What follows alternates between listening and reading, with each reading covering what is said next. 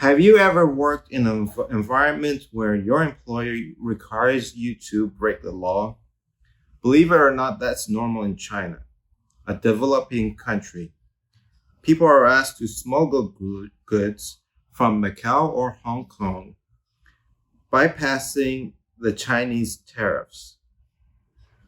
You often see at the border of Macau or Hong Kong people buying milk powder, luxury goods, makeup, and even iPhones. And they were asked to pass through the nothing to declare line. There's two lines.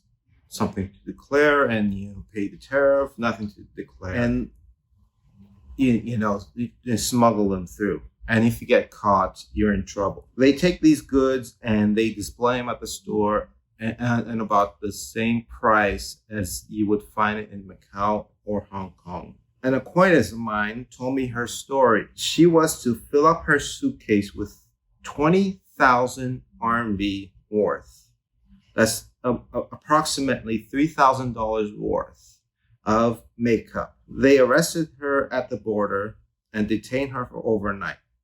She was sentenced the same day. She was sentenced for 30 days and pay a $5,000 fine.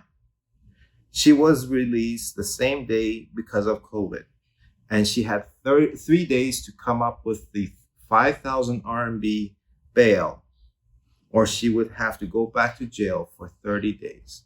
In China, face is really important. People actually don't tell their close friends or relatives on what happened to them. Sometimes they need to borrow that money and they go down a rabbit hole that is unimaginable. So they keep it a secret. Yes.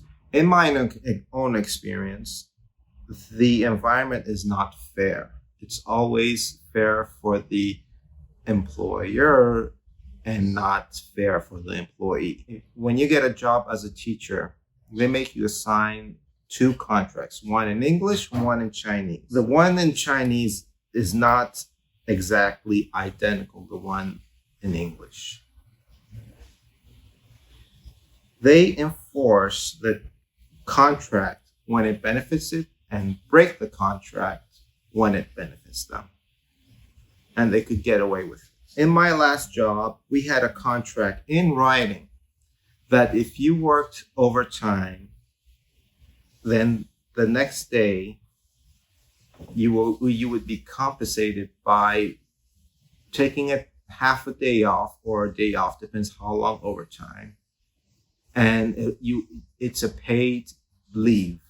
That means you get paid for the leave. When the next semester came around, we worked really hard for the Halloween event, and we put a lot of dedication in the work.